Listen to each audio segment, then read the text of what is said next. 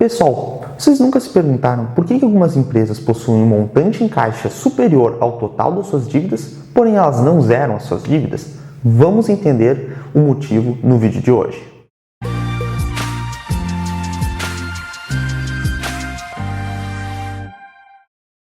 Bom, pessoal, primeiramente a gente tem que entender que as empresas elas precisam ter um dinheiro em caixa conhecido como capital de giro. Se apeguem ao nome, capital de giro. É um dinheiro que ele vai estar circulando, ele vai estar girando.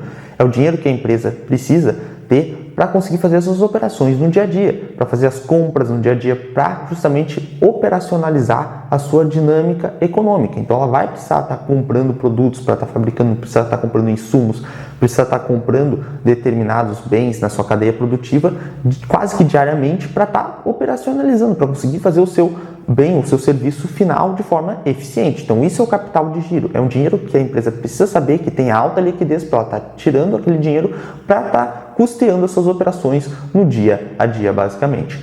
Então esse é o primeiro motivo, as empresas precisam de dinheiro, de capital de giro, um dinheiro para utilizar nas suas operações na prática. Então ela não pode simplesmente ter zero de caixa, pegar tudo, pagar suas dívidas, sendo que ela não vai ter dinheiro daí para o capital de giro, para suas operações cotidianas. Então esse é um primeiro grande motivo.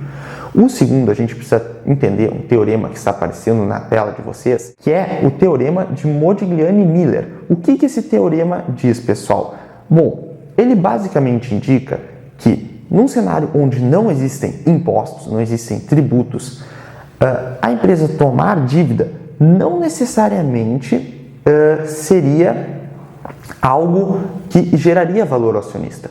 Se não existissem impostos, as empresas tomarem dívidas seria um aumento de risco da empresa, da gestão da empresa, porque ela está pegando dinheiro emprestado, ela vai ter que pagar depois, vai ter que pagar com juros, então isso seria um aumento de risco, mas um aumento da expectativa de retorno, porque a empresa ia pegar esse dinheiro e ia investir nas suas operações, se ela conseguisse um lucro grande no futuro, ela teria um bom retorno, os sócios teriam uma valorização das suas ações, uma distribuição maior de dividendos, enfim, isso geraria valor para os sócios.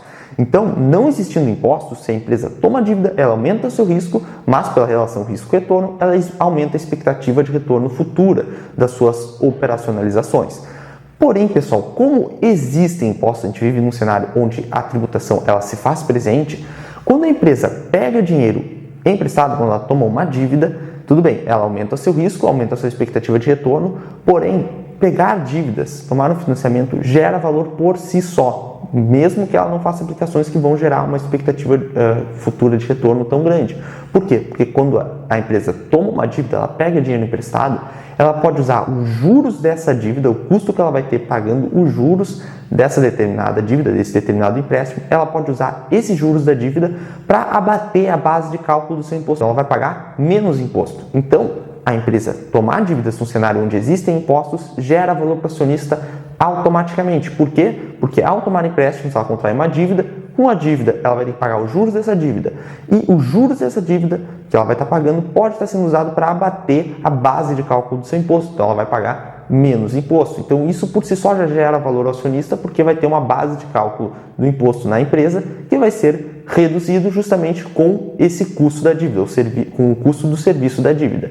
Então, nesse cenário de existem impostos, a tomada de dívidas gera valor por si só para o acionista. Então, a tomada de dívidas, esse é um dos principais motivos da tomada de dívidas para que a empresa não pague 100% das suas dívidas, mesmo ela tendo um caixa para capital de giro, mais um caixa ainda em aplicações de renda fixa que seja um montante bem maior que suas dívidas, não vale a pena ela pagar algumas das suas dívidas, porque os juros dessa dívida pode ser utilizado para bater a base de cálculo do seu imposto e dessa maneira ela paga menos imposto.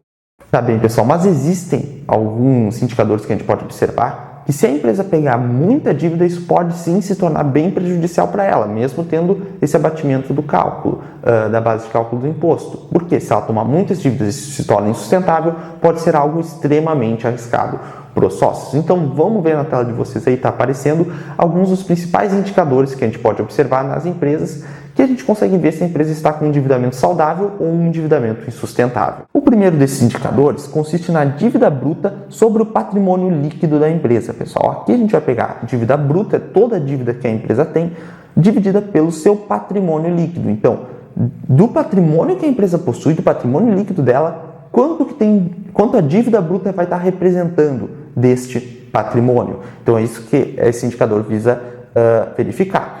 quanto que ela tem de capital de terceiros, que ela contraiu por empréstimo, que seria a dívida bruta, perante o patrimônio líquido, que é o capital dos sócios da empresa. Então, esse indicador ficando entre 0,4 e 1 é considerado relativamente saudável, um endividamento que seria benéfico, de certa forma, para a empresa. E acima de 1,5, esse indicador já representa um certo risco na operacionalização da empresa. Significa que ela pode estar um pouco mais endividada do que o que seria sustentável.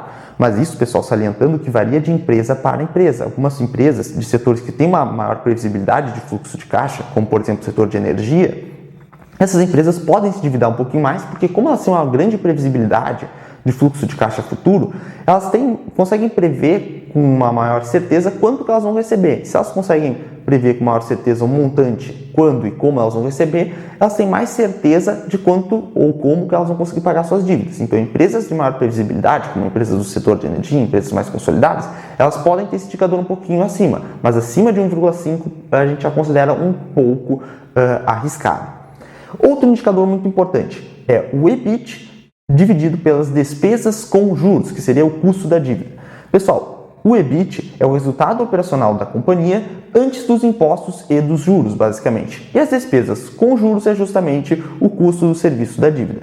Então, quanto a empresa gera de resultado operacional com o tanto de dívida que ela pagou naquele mesmo período. É isso que esse indicador visa mensurar. Quanto a empresa gera de resultado operacional, que seria o EBIT, relacionado com o tanto de dívida que ela pagou neste mesmo período. Esse indicador, entre 3 a 4 vezes, seria o ideal. Menor do que 2 já representa um certo risco, pessoal. Então, novamente, isso vai variar de setor para setor, de empresa para empresa, enfim, mas é mais um indicador muito importante.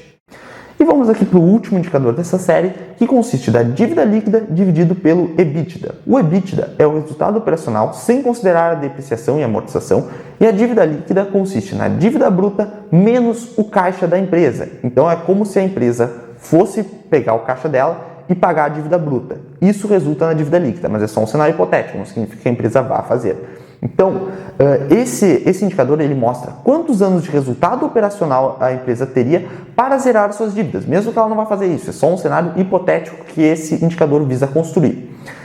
De 2 a 3 vezes seria o ideal. Acima de 4 a 5, aí varia de empresa para empresa, já representaria um certo risco. Então, esse é um indicador que a gente tem que observar novamente. Sempre depende da empresa, do setor que ela está inserida, se tem maior ou menor previsibilidade de fluxo de caixa. Então, esse é mais um indicador muito importante. Salientando novamente, pessoal, depende de empresa para empresa, depende do grau de previsibilidade de fluxo de caixa que ela possui, depende da segurança da empresa, de quão consolidada essa empresa é, mas são alguns indicadores que demonstram quanto da dívida já começa a ficar arriscado, quanto que seria o sustentável e o principal desse vídeo. Por que as empresas não simplesmente zeram todas as suas dívidas? Primeiro motivo que a gente falou, necessidade de capital de giro. Segundo motivo, porque o custo com juros da dívida pode ser utilizado para abater a base de cálculo do imposto de renda. Então a empresa só de tomar dívida já gera valor ao acionista porque vai conseguir reduzir a sua base de cálculo do imposto de renda. Então esse é um motivo principal de por que as empresas não simplesmente zeram sua dívida, mesmo que elas tenham um montante de caixa superior a valor total das suas dívidas. Então, pelo vídeo de hoje é isso, pessoal. Se você gostou, deixe um like, se inscreva no canal, comente alguma questão, se ficou em dúvida, enfim, que nós responderemos. E nós temos diversos cursos que a gente ministra, focalizando sempre na questão da didática, sempre ensinando com maior eficiência possível. Nós temos o curso de BVI, Bolsa de Valores para Iniciantes, para quem está começando nesse mercado de bolsa. Nós temos o curso Start, como o nome já diz, é o começo, é para quem está começando no mundo das finanças. Cursos de fundo de investimento imobiliário. Então, o link destes cursos estará na descrição se você quiser dar uma conferida.